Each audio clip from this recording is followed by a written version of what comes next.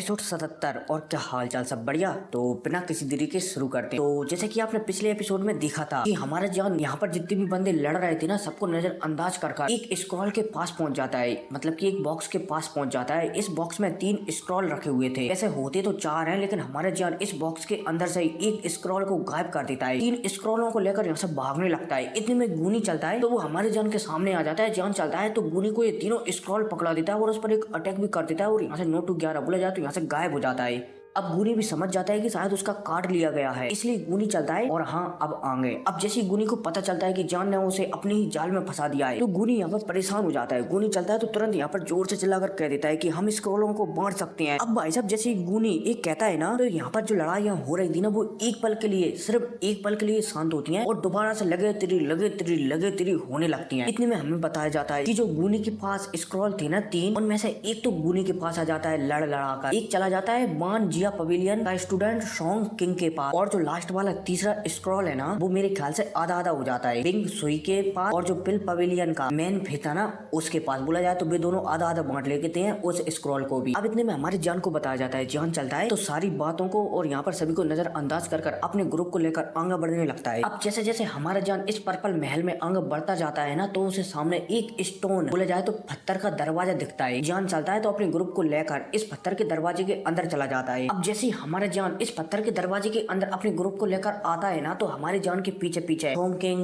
Poison pavilion के student, बोला जाए तो वो 2 लड़कियां, मतलब कि बाकी के लोग भी आ जाते हैं। जान चलता है तो यहाँ पर देखने लगता है। वो दिखता है कि यहाँ पर भी एक छोटा सा महल बना हुआ है जो कि रेड कलर का है। इतने में हमारा जान इस महल के सामने एक स्टैचू को बना हुआ देखता है, और ये स्टैचू है ना, ये किसी लड़की का होता है, लेकिन ये लड़की है ना, ये खरगोश की तरह दिख रही होती है। अब यहाँ पर हमें थोड़ी सी बैक स्टोरी बताई जाती है कि ये स्टैचू है ना, ये एक प्रकार से खरगोश का ही था जो कि फेरी मून अपने साथ लाई थी। लेकिन ये खरगोश फेरी मून के साथ रहते रहते एक बार डाउ जियान लेवल पर पहुंच गया, इसलिए एक खरगोश है ना, एक इंसान, बोला जाए तो एक लड़की के रूप में कन्वर्ट हो गया, और उसी लड़की का स्टैचू ये सामने खड़ा है। ठीक है, अब दोबारा से सीन शिफ्ट होता है और हमारे जान को बताया जाता है जो कि इस स्टैचू को देख रहा होता है। अब जान इस स्टैचू को देख ही रहा होता है, तभी और भी बंदे उस पत्थर के दरवाजे के थ्रू यहाँ पर आ जाते हैं। अब जिस पत्थर का दरवाजा चलता है तो अचानक बंद हो जाता है। अब जैसे ये पत्थर का दरवाजा बंद होता है ना, तो सभी की ध्यान थोड़े समय के लिए उस पत्थर के दरवाजे पर चला जाता है कि अब हम यहाँ से बाहर कैसे निकलेंगे। लेकिन इतने में जो स्टैचू खड़ा हुआ था ना सामने, वो गायब हो जाता है। अब जब स्टूडेंट देखते हैं कि स्टैचू अचानक गायब हो गया है, तो आसपास के लोग हैरान हो जाते हैं कि ऐसा कैसे हो सकता है, स्टैचू तो अभी हाल सामने ही था, वो अचानक गायब कैसे हो सकता है। इतने में हमें यहाँ से थोड़ी दूरी पर एक लड़की को बताया जाता है जो कि खरगोश जैसी लग रही होती है, बोला जाए तो उसी स्टैचू जैसी लग रही होती है। और तो और ये लड़की बहुत ही ज्यादा खूबसूरत लग रही होती है। ऐसा लग रहा होता है कि मानो चंद्रमा स्वयं नीचे आ गया हो। लेकिन जो लड़की है ना, उसके जो कान है ना, वो किसी खरगोश के जैसे लग रहे होते हैं। जान समझ जाता है कि शायद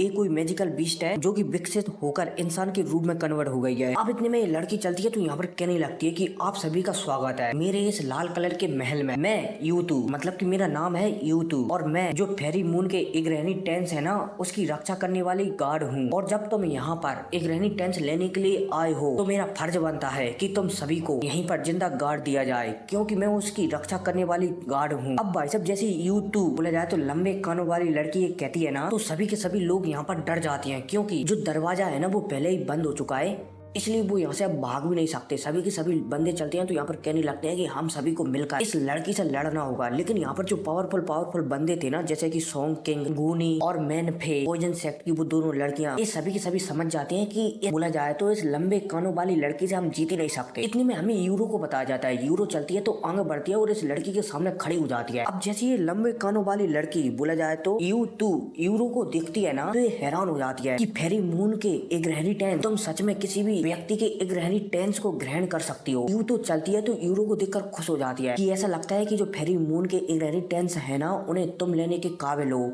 इतने में यू तो थी ना, उसकी नजर सामने स्टूडेंटों पर पड़ती है। उसकी नजर इतने में मोयान और जान पर पड़ जाती है। अब जैसे यू तो मोयान और जान को देखती है ना, तो वो पहचान जाती है कि इन दोनों के पास तो होली फ्लेम है। यू तो यहाँ पर समझ जाती है कि शायद ये दोनों लड़के, बोला जाए तो मोयान और जान, जो यूरो है ना, यूरो इग्रहणी टेंस लेना चाहती है ना, तो उसे लेवाने में मदद कर सकते हैं। यू तो चलती है तो हमारे जान और मोयान को आगे बुलाती है। हमारे जान और मोयान चलते हैं तो आगे बढ़ जाते हैं। अब यहाँ पर यू तो चलती है तो यूरो, हमारे जान और मोयान तीनों को लेकर यहाँ से निकल जाती है। हालांकि अब मुझे मतलब कि यहाँ पर नहीं बताया गया है कि मू फैन फू याओ जियो की और जो एक और लड़की थी ना वो जियान के साथ गई है या फिर नहीं गई, इनके बारे में मुझे पता नहीं है। लेकिन यहाँ पर जो यूतो थी ना वो यूरो हमारे जियान और मोयान को लेकर जाने लगती है। अब जब बाकी के लोग यूतो को ऐसा करते हुए देखते हैं ना तो वो यूतो का पीछा करने लगते हैं। अब जब यूतो बाकी लोगों को अपना पीछा करते हुए देखती है ना तो यूतो चलती है तो अपनी शक्तियों को रिलीज करती है। अब जैसे यूतो की शक्तियां रिलीज होती है ना तो यहाँ पर जितने भी बंदे थे ना वो सबके सब पीछे हट जाते हैं। वो समझ जाते हैं कि वो यूतो से नहीं जीत सकते। इतने में जो पत्थर का दरवाजा है ना ये दोबारा से खुल जाता है। अब जैसे ये पत्थर का दरवाजा खुलता है ना तो सभी लोग चलते हैं तो इस जगह से बाहर निकल जाते हैं और यूतो है ना वो हमारे जान यूरो और मोयान को लेकर यहाँ से निकल जाती है। हालांकि जान यहाँ से जाने से पहले जियो की फू याओ और मू फैन से कह देता है कि हमें जितना भी टाइम लगे अगर हम समय रहते ना आ पाए तो तुम लोग यहाँ से निकल जाना। फैन भी जान की बात सुनकर हमें सिर हिला देता है। अब यहाँ पर जितने भी बंदे थे ना वो सब अपने अपने रास्ते निकल जाते हैं। यूतो चलती है तो जान को लेकर बोला जाए तो जान मोयान और यूरो को लेकर वो भी यहाँ से निकल जाती है। बोला जाए तो जो पर्पल महल था ना और भी गहरे हिस्सों में वहाँ की ओर निकल जाती है। अब यहाँ पर जितने भी बंदे हैं ना अब हमें थोड़ा बहुत इनके बारे में बताया जाएगा, ठीक है, तो थोड़ा ध्यान से सुनना, ठीक है। आगे बढ़ते अब यहाँ पर हमें कुछ बंदों को बताया जाता है जैसे कि पिल बेली का मेन फे, जादुई बेली की वो दोनों लड़कियां, सोल क्लैन का गुनी, पांजिया पवेलियन या फिर शॉर्ट पवेलियन का टोंकिंग और होंग कियान और एक और है 10,000 पॉइजन पवेलियन। इसका भी एक बंदा बताया जाता है जो आपको याद हो कि इस बंदे ने गुनी के साथ मिलकर हमारे जान से फाइट की। जान ने इन दोनों को बोला जाए तो गुनी और 10,000 शॉर्ट पवेलियन के और पॉइजन पवेलियन के बंदे को फंसा लिया था अपने स्क्रॉल में, तो हमें इस बंदे को भी बताया जाता है। अब जो सारे के सारे बंदे चलते हैं तो बहुत सारे बंदों को लेकर जो पहाड़ है ना उसके तीसरे फ्लोर के बोला जाए तो दरवाजे के पास पहुंच जाते हैं। अब यहाँ पर इन्हें एक सील चढ़ी हुई दिखाई देती है जैसे कि दूसरे पहाड़ पर प्रवेश करते समय थी ना ऐसे यहाँ पर एक सील चढ़ी हुई दिखाई देती है। अब जो गुनी था ना वो सभी से कहने लगता है कि हम सब मिलकर इस सील को तोड़ सकते हैं। इनमें से कुछ बंदे तो हमें से हिला देते हैं क्योंकि जो तीसरा पहाड़ है ना वहीं पर सबसे ज्यादा पावरफुल चीज मिलने वाली है, बोला जाए तो फाइटिंग स्पिरिट। हालांकि हमारा जान भी फाइटिंग स्पिरिट लेना चाहता था लेकिन हमारे जान को यूरो के लिए जो एक इनहेरिटेंस है ना वो दिलाना बहुत ही जरूरी था। इसलिए हमारे जान फाइटिंग स्पिरिट को छोड़कर दूसरे पहाड़ पर ही जो यूरो थी ना उसके इनहेरिटेंस दिलाने के लिए चला गया है। और जो मैं अभी हाल तो मैं स्टोरी सुना रहा हूँ ये तीसरे पहाड़ के शुरुआत की है, उम्मीद है समझ गए होंगे। अब यहाँ पर गुनी चलता है तो सभी को भड़काने लगता है कि अगर हम इस सील को तोड़ देते हैं तो जो फाइटिंग स्पिरिट है ना उसके हम बहुत ही ज्यादा नजदीक आ जाएंगे। अब इसमें से कुछ बंदे तो गुनी की बात मान जाती हैं लेकिन जो जादुई बेली की वो दो लड़कियां थी ना वो गुनी की बात नहीं मानती और यहाँ से पीछे हट जाती हैं क्योंकि उन्हें थोड़ा बहुत शक हो जाता है कि ये सील है ना इसके पीछे जरूर कोई पावरफुल चीज है, बोला जाए तो तीसरे माउंटेन के ऊपर जरूर कोई पावरफुल चीज है जिसकी की दो पंख भी हैं। इसलिए जो जादुई बेली की दोनों लड़कियां है ना ये पीछे हट जाती हैं। अब भाई साहब इन्हें पीछे हटते हुए दिखकर और भी 2-3 सेक्टरों के बंदे चलते हैं तो वो भी पीछे हट जाती हैं और यहाँ पर सिर्फ 9 ही बंदे बचते हैं। अब यहाँ पर जो जादुई बेली की लड़कियां थी ना वो यहाँ से चली जाती हैं दोनों की दोनों और यहाँ पर मैन फे, गुनी, टोंग किंग और होंग कियान वगैरह चलते हैं तो इस सील पर हमला कर इस सील को तोड़ देती हैं और जो तीसरा पहाड़ था ना उसमें प्रवेश कर जाते हैं। अब इतने में हमें जो जादुई बेली की लड़कियां थी ना दोनों की दोनों उन्हें बताया जाता है जो कि यहाँ से पीछे जा रही होती हैं, बोला जाए तो यहाँ से अपनी जादुई बेली में जा रही होती हैं। ये दोनों लड़कियां आपस में बात करती हुई जा रही होती हैं कि वहाँ पर एक बहुत ही बड़ी चिड़िया है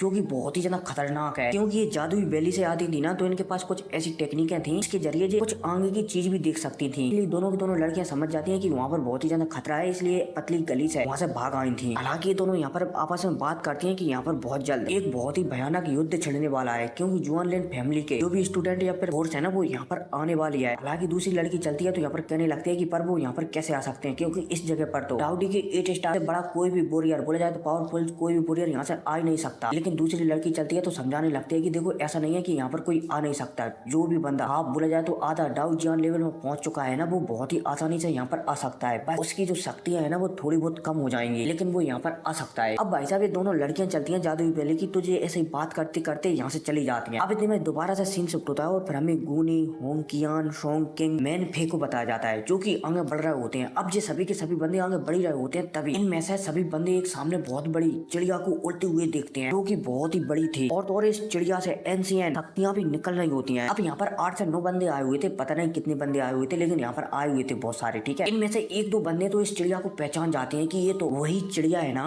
जिसे कोई भी अपने बस में कर लेता है। बोला जाए तो जिस किसी ने भी इसे अपने बस में कर लिया हो वो 25वें नंबर की होली फ्लेम को प्राप्त कर सकता है। बोला जाए तो जो चिड़िया है ना, इस चिड़िया ने 25वें नंबर की होली फ्लेम को देखा है या इसके अंदर थोड़ी सी उसकी शक्तियां हैं, तो एक बार कोई भी बंदा डाउजियन लेवल पर पहुंच जाएगा ना, वो 25वें नंबर की होली फ्लेम को प्राप्त कर सकता है इस चिड़िया की सहायता से। उम्मीद है समझ गए होंगे, आगे बढ़ते हैं। अब इतने में हमें सोंग किंग और होंग कियान को बताया जाता है जो कि आपस में थे। बोला जाए तो एक लड़का था और एक लड़की थी, आपस में दोनों बात करने लगती है। ये तो फाइटिंग स्पिरिट है, अगर हमने बोला जाए तो अगर हम इस फाइटिंग स्पिरिट को वांग जिया पवेलियन में ले गए और वहाँ के लीडर को हमने इसे सौंप दिया, तो जो हमारे वांग जिया पवेलियन के लीडर है ना, वो बहुत ही ज्यादा पावरफुल हो जाएंगे। अब भाई साहब इस चिड़िया को देखकर यहाँ पर जितने भी बंदे हैं ना, सारे के सारे पतली गली से खिसक लेते हैं। सिर्फ यहाँ पर 9 ही बंदे बचते हैं। उनमें से मतलब इन बंदों के नाम ऐसे थे कि जो वांग जिया पवेलियन बोला जाए तो शॉर्ट पवेलियन है ना, उसकी ओर से होंग कियान और सोंग किंग थे, और जो जुआनलिन फैमिली है ना, उसकी ओर से की हाउ राइन बोला जाए तो की हाउ की था, और जो की हाउ की ये वही बंदा है। बोला जाए तो इसके बड़े भाई को हमारी जान ने टपका डाला है, उसका नाम की हाउ राइन था, ठीक है, और छोटे भाई का नाम है की हाउ की। अब इतने में हमें एक बंदे और बताया जाता है मैन फे नाम से, ये था पिलवेली का। अब एक बंदे को और बताया जाता है, इसका नाम था गूनी और ये था सोल क्लैन से। अब जो 10,000 पॉइजन सेक्ट है ना, उसकी ओर से भी एक बंदे को बताया जाता है, ये है वांग जी। और आपको याद होगा कि वांग जी और गूनी ने हमारी जान पर हमला किया था। तो जो वांग जी है ना, ये है 10,000 पॉइजन सेक्ट से, ठीक है। उम्मीद है यहाँ की कंफ्यूजन थोड़ी दूर हो गई हो। आगे बढ़ते हैं। अब ये यहाँ पर सिर्फ 9 ही बंदे बचते हैं। अब जो 9 ही बंदे यहाँ पर आपस में बात कर ही रहे होते हैं, तभी सामने जो चिड़िया है ना फायर वाली, वो अपनी आंखें खोलती है। अब जैसे ये आंखें खोलती है ना, तो वो सामने 9 बंदों को खड़ा हुआ देखती है। कहने लगती है कि 9 चींटियां मुझे यहाँ पर पकड़ने के लिए आई हैं। ऐसा लगता है कि यहाँ से कोई भी जिंदा नहीं जाना चाहता। अब इतने में हमें गूनी को देखते हैं। गूनी चलता है तो आगे बढ़ता है और इस चिड़िया को लालच देने लगता है। चिड़िया चलती है तो गूनी से कह देती है कि तुझे तो मैं कुत्ते की मौत मारूंगी, इसलिए चुपचाप पीछे हो जा। गूनी चलता है तो चिड़िया की बात सुनकर तुरंत की तुरंत पीछे हो जाता है। अब ये चिड़िया चलती है तो सभी को यहाँ पर मारने वाली होती है और एक अपने मुंह से लाल कलर की फ्लेम निकालकर इन सभी पर हमला कर ही देती है। और ये हमला इन 9 बंदों पर लगने वाला होता है, तभी यहाँ पर एक बुड्ढी की आवाज आती है कि इतनी भी जल्दी क्या है। अब भाई साहब जैसे ये बुड्ढी की आवाज आती है ना, तो जो चिड़िया का अटैक यहाँ पर 9 स्टूडेंटों पर लगने वाला था ना, वो बीच में ही रुक कर डिजोल्व हो जाता है। अब इतने में हमें यहाँ पर एक बंदे को बताया जाता है जो कि काले कपड़े पहने हुआ था, और ये बुड्ढा और कोई नहीं बल्कि सोलोमन क्लैन का लीडर होता है। अब जैसे ही सोलोमन क्लैन का लीडर यहाँ पर आता है ना, तो गूनी यहाँ पर सोलोमन क्लैन की ओर से आया था ना, उसे वो प्रणाम करने लगता है। बोला जाए तो गूनी चलता है तो सोलोमन के लीडर को प्रणाम करने लगता है कि नमस्ते लीडर। लीडर भी चलता है तो अपना सिर हिलाकर कि तुमने बहुत ही अच्छा काम किया है मुझे यहाँ पर बुलाकर, उस चिड़िया को देखने लगता है। अब इतने में सीन शिफ्ट होता है और हमें जुआनलिन फैमिली को बताया जाता है। जुआनलिन फैमिली में एक ड्रैगन आर्मी थी, तो यहाँ पर जो ड्रैगन आर्मी थी ना, उसके मेन बंदे यहाँ पर चुन लिए गए थे, और यहाँ पर जितने भी मेन बंदे थे ना, उनके सामने एक बंदे को बताया जाता है, और जो बंदा और को नहीं, ये बंदा होता है किंग टियान। आपको याद हो कि ये किंग टियान ने जो स्नेक जनजाति के एक एल्डर था ना, जिसका नाम शिपू था, एल्डर शिपू था, उससे फाइट की थी इसने। तो हमें किंग टियान को बताया जाता है जो कि ड्रैगन आर्मी को लीड कर रहा होता है, और जो किंग टियान है ना, वो यहाँ पर कह रहा होता है कि अच्छा हुआ किंग जुआनलिन ने की हाउ राइन और की हाउ की को वहाँ पर भिजा दिया, क्योंकि उन दोनों की मदद से हम सीधा वहाँ पर पहुंच सकते हैं। लेकिन अभी हम वहाँ पर नहीं जाएंगे, पहले जो सोलोमन क्लैन का लीडर है ना, उसकी और उस फाइटिंग स्पिरिट की लड़ाई हो जाने दो, उसके बाद हम मौके पर चौका मारेंगे और दोनों को निपटा डालेंगे। मतलब कि किंग टियान का एक प्लान था, ठीक है। आगे बढ़ते हैं। अब इतने में हमें जुआनलिन फैमिली का जो महल है ना, उसके अंदर का सीन बताया जाता है, और जुआनलिन फैमिली का फिलहाल ही में जो नया लीडर है ना, किंग जुआनलिन, उसको भी बताया जाता है। एक बंदा आता है एक ट्रे लेकर, जिसमें 2 क्रिस्टल रखे हुए थे। अब ये बंदा चलता है तो यहाँ पर कहने लगता है कि लीडर, जो हमने एक मिशन पर हमारे 2 स्टूडेंटों को भेजा था ना, किंग सॉरी की हाउ राइन और की हाउ की, उनमें से जो बड़ा भाई था ना की हाउ राइन, वो मर चुका है। अब जैसे ही यहाँ पर किंग जुआनलिन ये सुनता है ना, तो मुस्कुराने लगता है कि बहुत अच्छे, अच्छा हुआ वो मर गया। खैर जो भी हो, एक और भाई जिंदा है ना अभी, उसकी सहायता से किंग टियान वहाँ पर पहुंच सकता है, इसलिए टेंशन की कोई भी जरूरत नहीं है। ये बंदा चलता है तो किंग जुआनलिन को ये जानकारी देकर यहाँ से चला जाता है। अब इतने में हमें किंग जुआनलिन के पास में एक बंदे को बताया जाता है जो कि छुपा हुआ था, लेकिन इसका जो पावर लेवल था ना, वो डाउजियन लेवल पर था। अब इसी के साथ सीन शिफ्ट होता है और दोबारा से जो फॉरेस्ट था ना, वहाँ का सीन बताया जाता है। यहाँ पर जो सोलोमन क्लैन का लीडर आ चुका था, वहीं का सीन बताया जाता है। बोला जाए तो यहीं का सीन बताया जाता है। ये बंदा चलता है सोलोमन क्लैन का लीडर वाला, तो जो चिड़िया थी ना सामने, उससे फाइट करने लगता है, लगे तेरी लगे तेरी लगे तेरी। और यहाँ पर सोलोमन क्लैन के लीडर के बीच और इस चिड़िया के बीच आपस में लगे तेरी एकदम तगड़ी फाइट छिड़ जाती है। अब भाई साहब यहाँ पर सोलोमन क्लैन के लीडर को आता हुआ देखकर और आपस में इस चिड़िया से फाइट करता हुआ देखकर यहाँ पर बहुत सारे बंदे चलते हैं, तो वो यहाँ से चलते बनते हैं। यहाँ पर सिर्फ 3 ही बंदे बचते हैं। इनमें से एक था गूनी जो कि सोल क्लैन से था, एक था वांग जी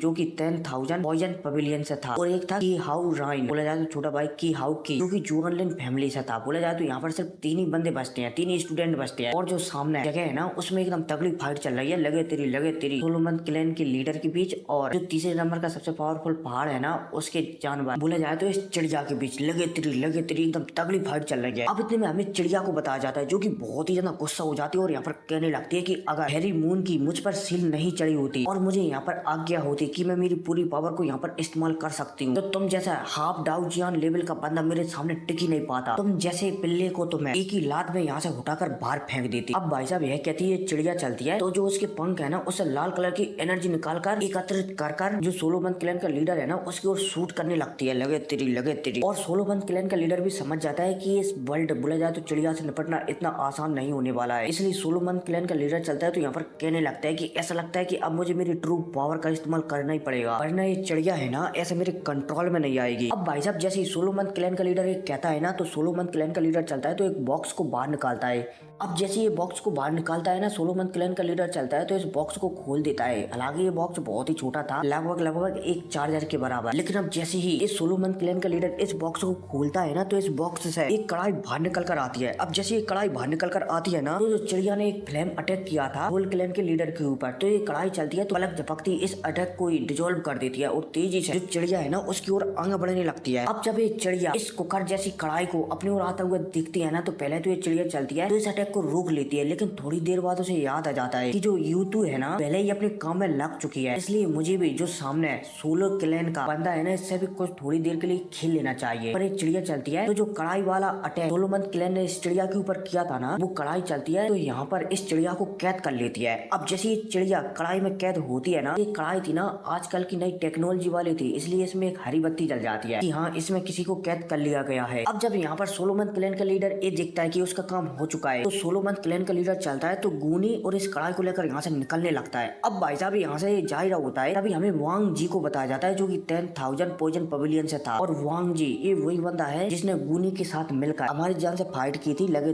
तेरी हमारे जान ने इसे स्क्रॉल में फंसा लिया था। तो वांग जी ये वही बंदा होता है। अब जब ये बंदा बोला जाए तो वांग जी यहाँ पर सोलोमन क्लैन के लीडर को वो स्पिरिट ले जाते हुए दिखता है ना तो गुस्सा हो जाता है कि मेरे लीडर ने मुझसे कहा था कि मैं उनके लिए जी स्पिरिट जरूर लाऊं, तो भला सोलोमन क्लैन का लीडर ये स्पिरिट कैसे ले जा सकता है। वांग जी चलता है तो एक स्क्रॉल को निकालता है। अब जैसे वांग जी इस स्क्रॉल को निकालता है ना तो कुछ हाथों की सील बदलता है और सील बदलते ही इस स्क्रॉल से एक पॉइजनस ऑरा निकलता है, बोला जाए तो धुआं निकलता है और इस जंगल से बाहर निकलने का जो रास्ता था ना वो बंद कर देता है। अब जब सोलोमन क्लैन का लीडर ये देखता है कि कचरा बोला जाए तो एक कीड़ा उसे रोकने की कोशिश कर रहा है, तो जो वांग जी है ना 10,000 पॉइजन पवेलियन का उस पर गुस्सा हो जाता है कि क्या बकवास है तुम्हारी ये हिम्मत कि तुम मुझे रोकने की हिम्मत कर रहे हो। यहाँ पर सोलोमन क्लैन का लीडर चलता है तो ज्यादा कुछ नहीं करता, सिर्फ अपनी लाइफ और मौत की शक्तियां निकालता है और सीधा वांग जी पर हमला कर देता है। अब जब वांग जी इस अटैक को अपनी ओर आता हुआ दिखता है ना तो हैरान हो जाता है। इतने में जो स्क्रॉल था ना उससे कुछ एनर्जी निकलती है और जो सोलोमन क्लैन के लीडर ने अटैक किया था ना आधा अटैक अपने अंदर सूख लेती है और सिर्फ आधा अटैक ही वांग जी में लगता है, लेकिन ये आधा अटैक से भी वांग जी पीछे फेंकता हुआ चला जाता है और ब्लड की उल्टियां करने लगता है। वांग जी समझ जाता है कि अगर स्क्रॉल ने उसकी मदद नहीं की होती ना तो शायद वो जिंदा भी नहीं होता। अब वांग जी जैसे ही अपने मुंह से ब्लड निकालता है ना